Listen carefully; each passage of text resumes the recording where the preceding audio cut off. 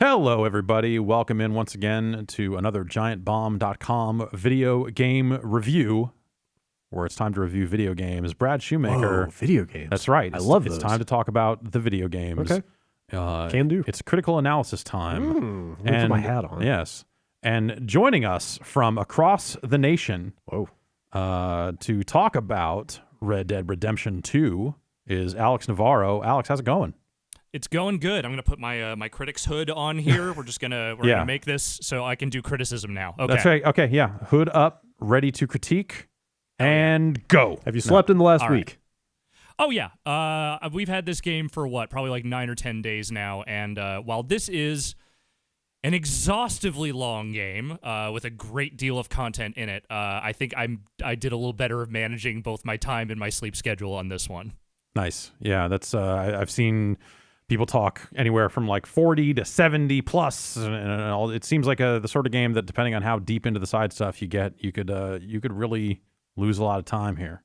Definitely. I think some of the quotes going around were something like Rockstar saying there was like 60 hours just in the main campaign, and I'd say that's not too far off the truth. I mean, if you're probably wrapping up some of those stranger missions and other things into that, yeah, definitely. Okay.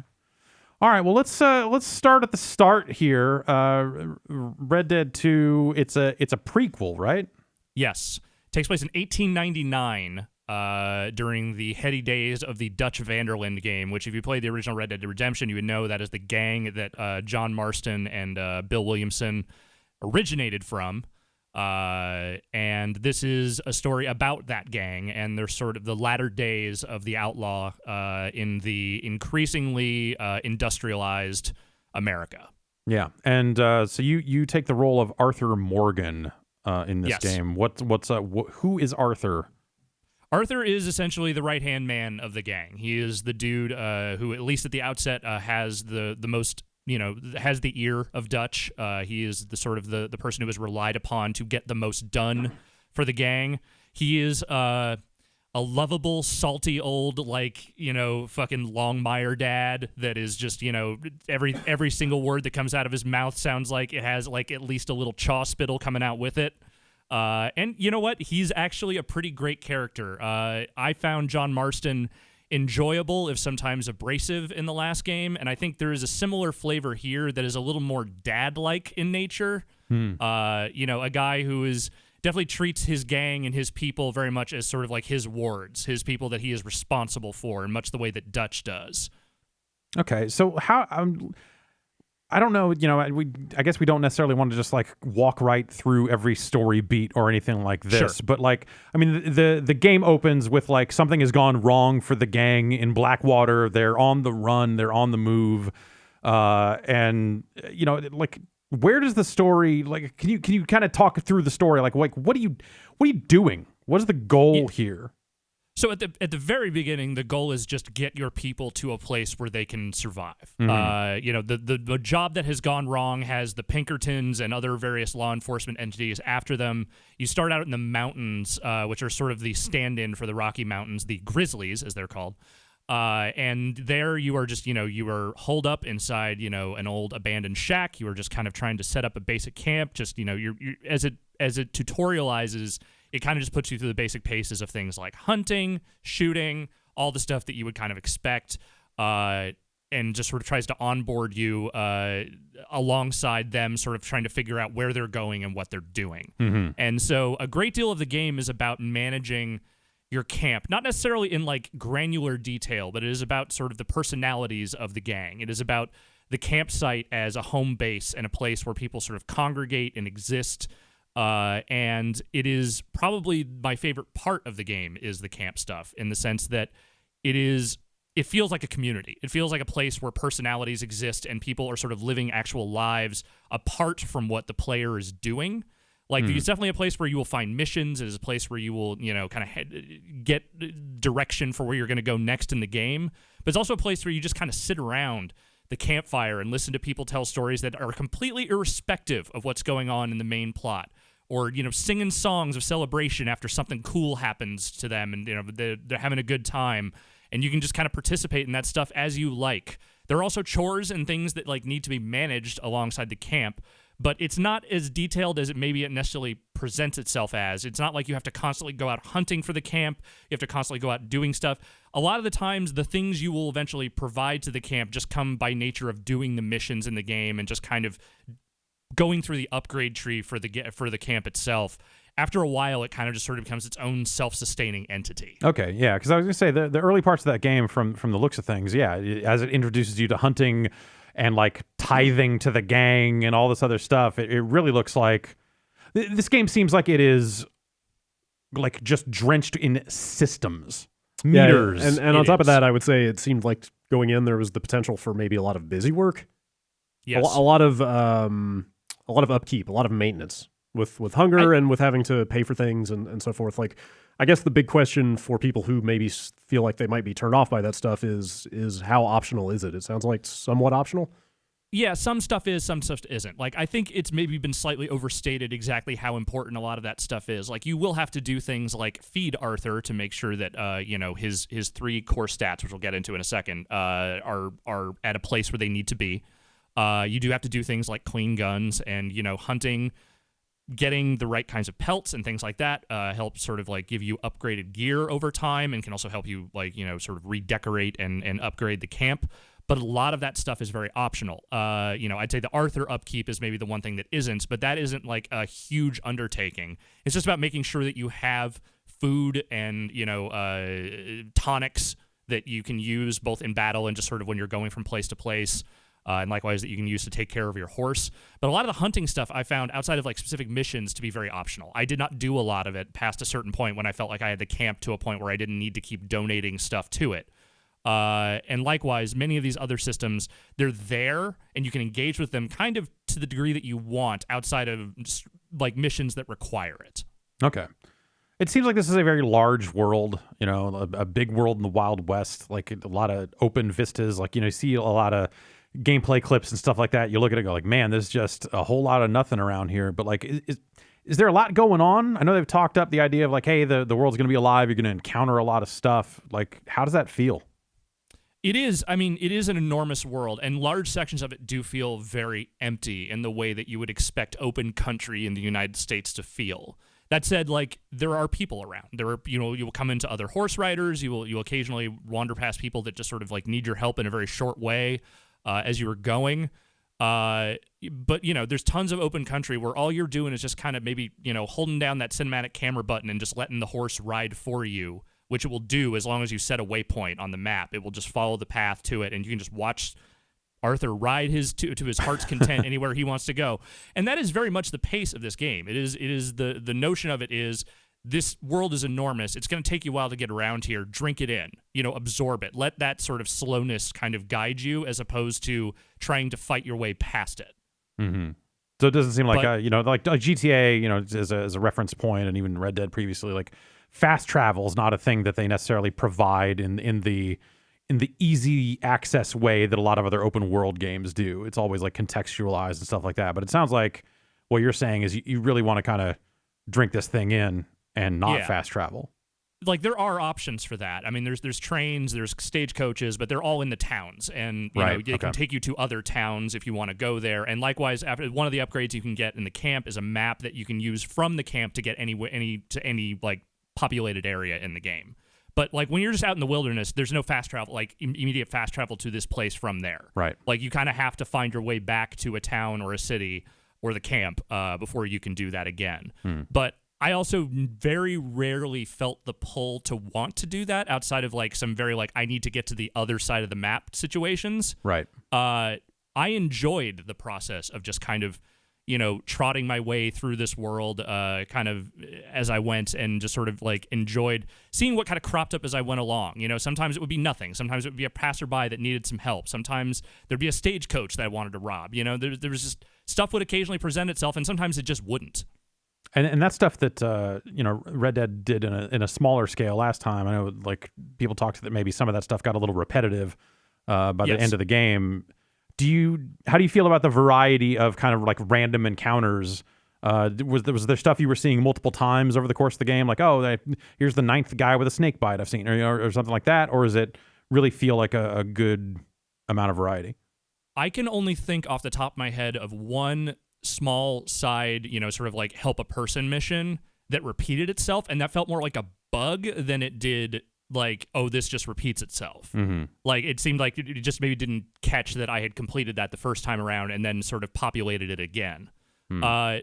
That to me is maybe like the thing that it would be considered this game's greatest achievement, is that almost nothing in this game feels like it has been copy pasted from something else. Even the smallest interactions with random characters in the game have their own little tiny micro story in them. Even if it is something as simple as finding a guy on the side of the road that got bit by a snake and you got to suck the poison out. It's done in a minute, and then, that's the end of that. You won't see another person that has that exact problem. They will have other problems that you need to solve. Like, a couple of guys broke free of a chain gang and need to shoot their chains off. Stuff like, but there's a bunch of little individual ones of those that are not the same thing in a different area. And that to me feels like what they clearly spent the most time on, other than just, building a world where every fucking tree rustles in a way that is realistic. Like, they have taken the time to configure each of those, those stranger missions, those stagecoaches, those train robberies, all the, like, anything that has like an actual icon on the map or a specific interaction feels like its own thing. Even if it is like of a type, it is not just the same thing again. So getting back to some of the story and writing, you mentioned the stranger missions, which in the previous Red Dead were where a lot of the more odd and kind of surreal stories were housed. Yes. How do you feel about those here? I mean, I'd say that is true here as well. One of my things with this game is that I think a large part of the campaign is great. And I think, especially with regards to the core story of the gang, of Arthur, and just sort of all the personalities contained therein, I think a lot of that stuff works really well. More in the margins, where like the stranger missions are, and where some of the characters that only play into specific portions of the main campaign come to light, that stuff's a lot more uneven. Some of it's great. Like, some of it's very funny. Some of it's, kind of off the wall and weird. And some of it just doesn't play at all. Some of it is just like, tonally, it just doesn't work for one reason or another. Like, I can think of like two examples. One, there is a scientist you meet who is sort of like a Balkan version of Dr. Frankenstein. And he is pretty funny and enjoyable to be around. And his mission is just kind of a silly little lark that's fun. And then there's another scientist character that you do some stuff for, who has invented the electric chair, and your mission is to go find a bounty target so that he can electrocute them for fun and profit. That maybe doesn't play quite as well to me. That sounds like wacky fun. I don't know. Yeah. Like I said, there are a great number of story moments in this game that I liked a lot, and some of those are very much in the stranger missions and the side areas of that stuff. But I'd say there was also as many stranger missions, but I was just kind of like, or Okay. And then, so getting back to the main plot again, hopefully we can address this point without getting into too many specifics. But so Yes. it is a prequel, and Yes. I feel like the inherent downside of all prequels is that you know what's going to happen. So Yes. I guess the real question for me is just, as a standalone story, how satisfying is this? Does it help recontextualize the first game at all? Does it feel like does it feel like it justifies its existence as a story with an ending that you kind of already know? And also, I guess I would add to that, does it stand alone in a way that if you didn't play the previous Red Dead, do you think it still works? Yes and yes to both of those, and I'll elaborate. I can't fully elaborate because there are aspects of the story that play out toward the end that I would definitely not want to spoil for anyone. But, I mean, the obvious thing is John Marston is in your gang. Bill Williamson is there right alongside you. Like, those characters that you remember from the first game are there, and you're kind of getting a sense of who they were before the events of that game.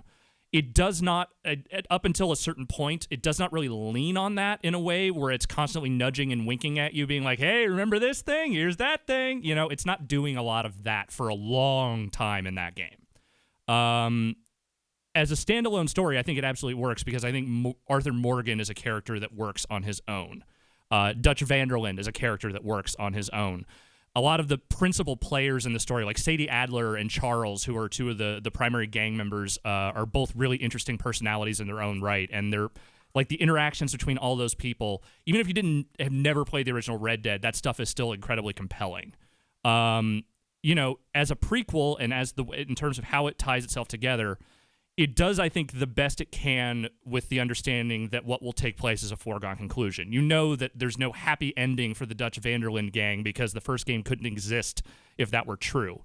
But the way that it frames that stuff, the way that it pieces it all together, I think works in a way that, one, works as a standalone story, and two, does the fan service thing without being overly obnoxious about it up to a point. How much control do you have over that story? I mean, obviously, this game has a dialogue system to it that works a little differently. I mean, obviously there are plenty of action adventure games that let you have dialogue trees and all this other stuff, but Red Dead's is pretty different. It's a pretty different way of accomplishing that goal, I guess. How do you feel about this player agency in terms of just like, hey, you can talk to these people? Does it feel like a valid way to solve problems instead of just like, well, I'm just eventually going to shoot all these guys, or what? Yeah, I mean, the whole, like, are you a good cowboy or a bad cowboy system in the first game wasn't really anything. Like, it was there, and you would kind of, supposedly it kind of played into certain aspects of the game, but it never really felt like it had, like, a huge impact on how that story played out.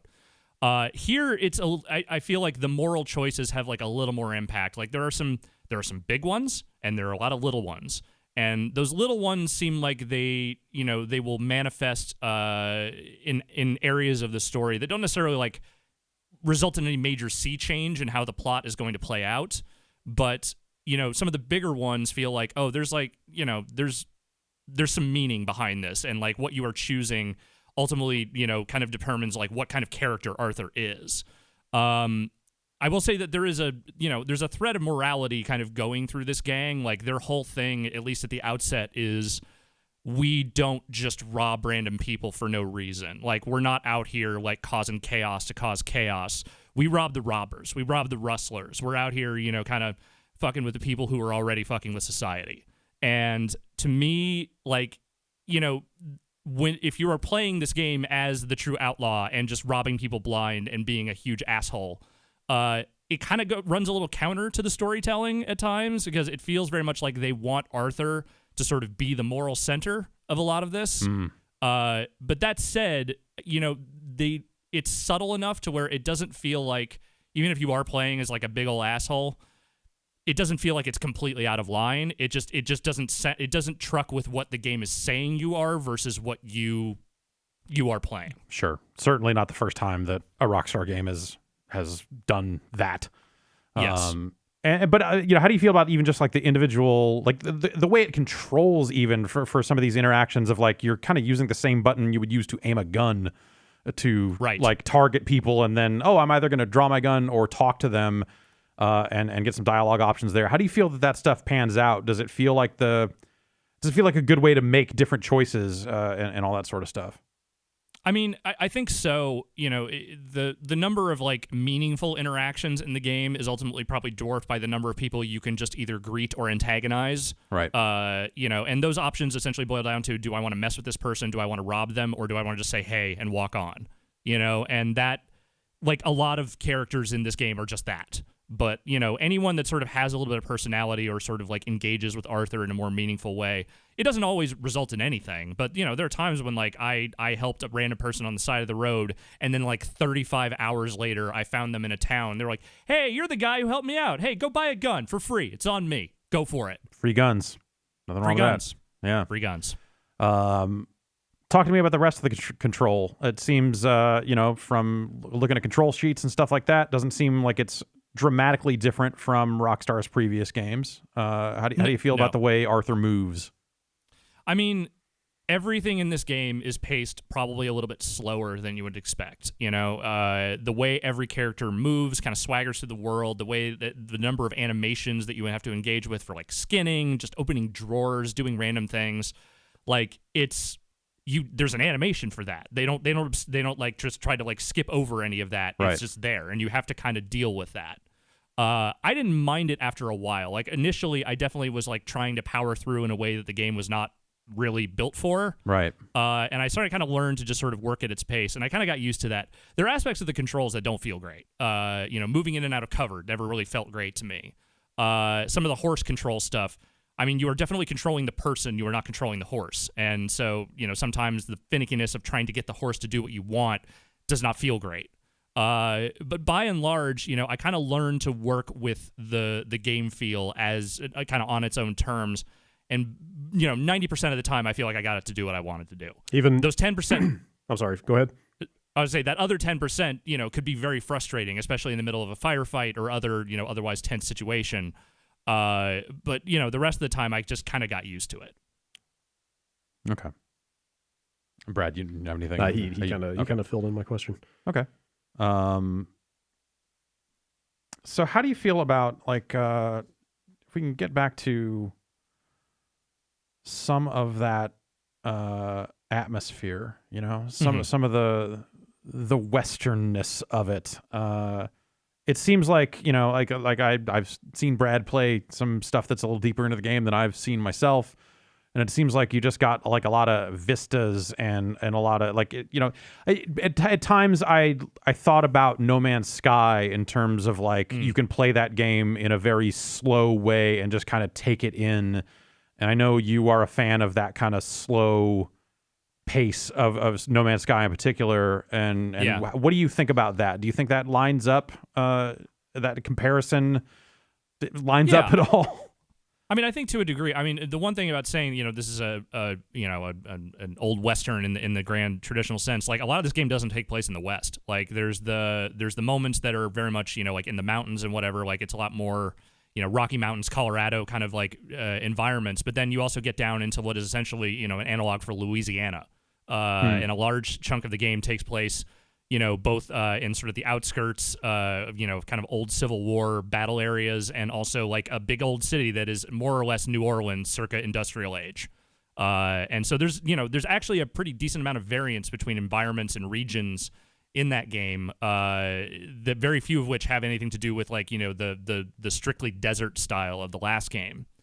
But at least in terms of experiencing the world that way through just kind of, the slow movement and just sort of, enjoyment of just kind of walking around and just kind of feeling everything. I think it definitely has that. Like I said, I spent a lot of time in this game just kind of riding from place to place, even when I didn't necessarily need to. Right. Because I really liked just being around and doing stuff in this world. I mean, the enormity of it certainly helps, but I also think that it's just it's beautiful, and it's not just the giant mountains and the big plains in the background. It's just like walking through a little forest and just having the mist and the light just kind of shining through as you're just kind of trudging along through the woods, just little moments like that just catch your eye. And also your ear, because the soundtrack is fantastic. It's understated when it needs to be. It's rip roaring when it wants to be. Mm-hmm. It's dynamic, and there's no less than three or four different musical montages in this game. So, Wow. Including one that is sung by goddamn Willie Nelson. So there you go. They're doing a lot with the atmosphere in this game, and I think it succeeds far more than it doesn't. Let me ask to have you expand on what Jeff asked in the context of the kind of survival systems in this game. Yeah. At first glance, this thing has a number of mechanics to it that almost look like they're chasing the YouTube kind of survival craze, with hunger, and your horse has a separate hunger meter, and there's hot and cold. You have to worry about your temperature, and you will suffer penalties for not eating enough, for not wearing warm enough clothes, et cetera, et cetera. Do those things play into and support this feeling of this sense of place and this feeling of being in the wilderness? Do those things work in tandem together in a noticeable way? They work in much the same way going into a restaurant in a Yakuza game feels like. It feels like a little slice of the life you would have if you were in that environment, but it is not particularly important. It is not a thing that you are constantly, working with or against as you are playing. The only thing that you would really have to spend the most time working on is just the 3 cores for Arthur and the 2 for the horse, which are, for Arthur, it's health, it's stamina, and it's the Deadeye mechanic. And all that stuff levels up just as you're playing the game. There's no skill tree. It's not a system where you are constantly trying to build that out. It is just use. And, there are certain things you can drink and imbibe that will give you greater XP or whatever. But that is pretty much it as far as that stuff goes. And a lot of that is just managed by making sure you have food, you have tonics, and you are good to go. That is pretty much the extent of that stuff. Similar to the horse, it's the same food you would pick up anywhere else, only you're feeding the apple to the horse instead of yourself. That stuff is there. You need to pay attention to it to a certain degree, but it is not constant. And, when it comes to things like hunting, and the cold and hot weather stuff, cleaning your guns, these are all very simple systems. So hunting is a little more complicated. I'll get to that in a second. But like cleaning your gun is just making sure you have gun oil, and when it gets too low, just do the cleaning and you're done. Or go to a gunsmith and they'll do it for you instantly. The hot and cold stuff is like, hey, are you going to the mountains? Bring a coat.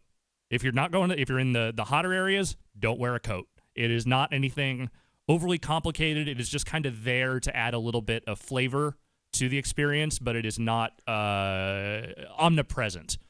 As far as like the hunting stuff goes, it is an elaborate system. Like there's a lot you can do with it, with like masking scents, tracking other scents, like just the sort of like hunter vision stuff, like kind of how it all plays together.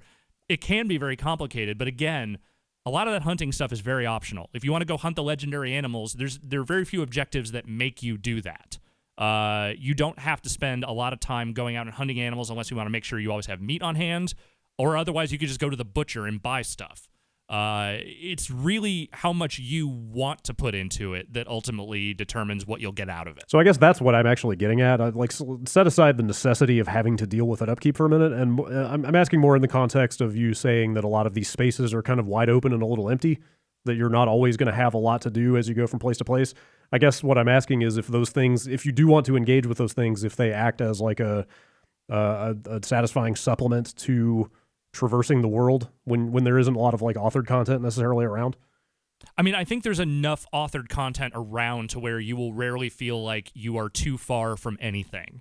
But that said, yes, I mean, I think those are things that you can definitely, like hunting especially, is something you can definitely engage with in those wider open spaces, if that's to your desire. But like for me, I barely touched it outside of like, missions that required it, and early on when I was just kind of trying to get as many resources as I could. There's a point in that game where the economy essentially just doesn't matter anymore. Like you get enough cash and you have enough like cash flow to essentially buy anything you would need. So it, like I said, it boils down to how much do you want to do that past the point of necessity. Okay. And then it sounds like that there's, if you do want to do that, they've got systems in place for just like, hey, collect every horse and, Yes. get a bunch of different outfits and stuff like that. Yeah, there's tons of clothes. There are a variety of horses to buy and steal throughout the game. They even have like a layer in there of like, hey, if you buy a horse, you can put them at these stables, but like if you steal a horse, there you may have to pay more to put it there because you don't have papers for it. There's that element of it as well. But like all that collectible stuff, the upgraded gear and all that stuff, like it's there if you want it. I've definitely bought Arthur a few outfits, but like I didn't spend a lot of time like making sure that I got every single piece of clothing, or I got I got access to every single horse. I was pretty happy to get a good horse and just stick with it. Can you talk to me about the wanted, the concept of being wanted, and it's sort of how does that work? You commit a crime, the wanted sign appears in the upper right corner, it'll drain out or not, or is there like a persistent I saw a trophy in there for like, hey, have a bounty of $250 across 3 different states and all that sort of stuff. Like, what is the nature of kind of the like police response in the game, and do you find it hard to shake some of that stuff, or is it kind of easy to get out of trouble if you accidentally or deliberately get into it? Early on, it's tougher because you don't necessarily have the money on hand to pay any given bounty. So there were a couple of times when I tried to do some robberies inside a small town very early on in the game, and I realized was that the amount of money I would have to pay off to get that bounty off my head was probably way more than I would get from the actual robbery itself. So I ended up putting that off for a while and just loading up a previous save before going back to do that. But once you kind of get to that point where money isn't really an issue, I would say that you generally, it's up to you. Like, how much chaos do you want to cause? How much money do you want to spend to get that price off your head? Like, there are certain areas of the game based on story gating that you just end up being wanted dead or alive, right? And then so you're going to be dealing with much more hostile law enforcement people. But in general, if you're just committing crimes around random towns, there will be a witness. You can either chase down the witness or multiple witnesses and threaten them to not turn you in, or if they do end up reporting you, then eventually the law enforcement will show up. Likewise, if you end up in a massacre somewhere and you're just hanging around looting dudes, eventually the law will show up, so you probably can't just hang out there forever. And if the law catches you, that's what kind of, or at least knows who you are and what you have done, that is when the bounty eventually gets put on your head. And obviously, shooting law enforcement will cause that to go up precipitously. Okay. And so, again, once you kind of get to that point with money where it doesn't really matter, you can cause whatever chaos you want and then just pay it off. And you just have to make your way to a post office without getting murdered for that to go. And also, if you commit a small crime and it's not like a big deal, you can just go to jail and then you just wake up the next day and you lose a little money. And I think that's pretty much it. And then, well, I guess then my question for that is does the clothing matter? If you can put on a mask and kind of hide your identity. So does it end up being a case of almost like Hitman or something, like this outfit is compromised, but they don't know it's Arthur Morgan. So if you change clothes, you get away, I believe yes. If you change your appearance and your outfit post crime, I think they are less likely to recognize you. Okay. Don't quote me 100% on that because I didn't spend a lot of time being wanted. I usually just paid it off quick. But I believe that is how it is intended to work. And the mask, I can't tell you how many times I forgot to put on my damn mask, and then it was just wanted Arthur Morgan for all the murder, and it's oh, geez, I messed this up. Oh, well. Yeah, I'm a bad criminal. And so are they, which is, it works out. Yeah. It sounds like there's a whole lot going on in this thing. Yeah. There's a whole, this is an immense game. It is staggering in a lot of ways in terms of the scope and just the way that they make all these different systems and aspects kind of work together in a way.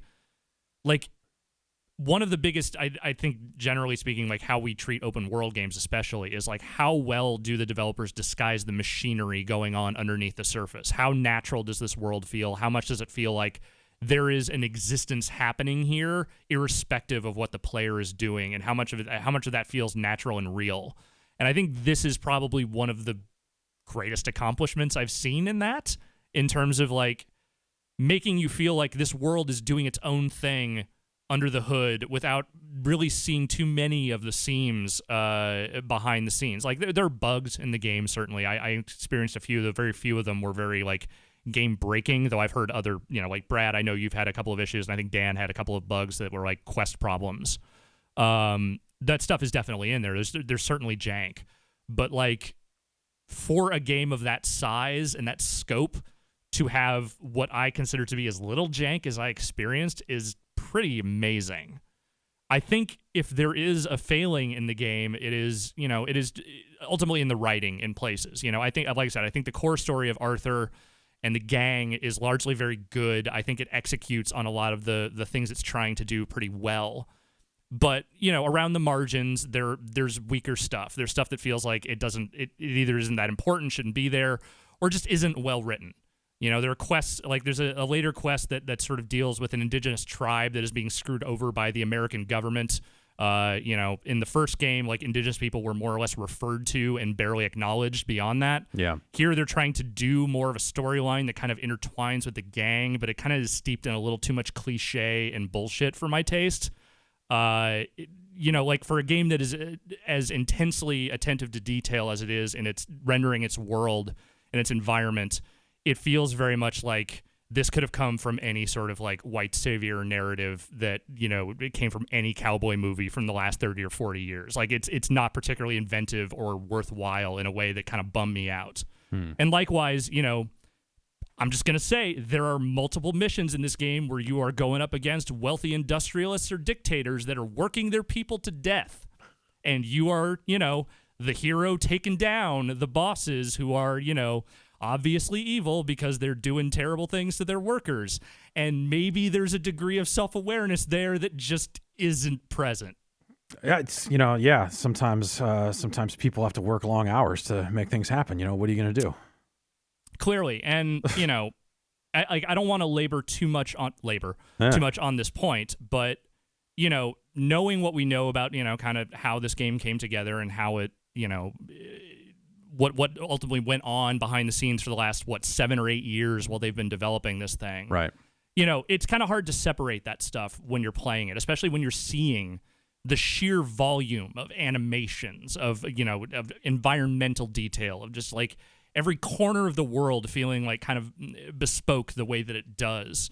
It's kind of hard not to think about that stuff. And I'm not saying that like the game necessarily suffers because of it, because again, ultimately that labor turned out something that I think is pretty incredible. But I'm not going to sit here and say I wasn't thinking about that stuff the entire time I was playing it, and it didn't like necessarily color some of my perceptions of that game. So I guess like last time we had you in here, we were talking about Assassin's Creed Odyssey, and one of the things you said there was that the game didn't necessarily like feel like it was respecting the player's time. Right. How do you feel about Red Dead when it comes to the player's time? You mentioned about like just kind of the slowness of some animations and some of this other stuff that maybe could have been done a little differently, but also it sounds like some of this side content hits, or plenty of it hits, some of it doesn't. How do you feel that it kind of threads that same needle? I think it's better. Not, like, again, the slowness of the game I think is going to be off-putting to some people, like just flat out. I think they just won't like the way that the game makes you kind of labor through everything.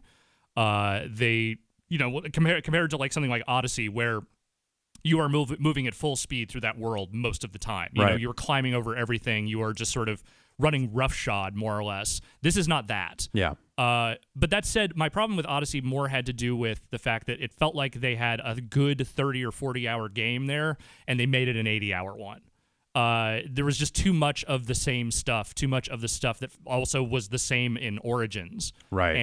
It just didn't feel like it justified its length in a way that like was compelling enough to me in the end.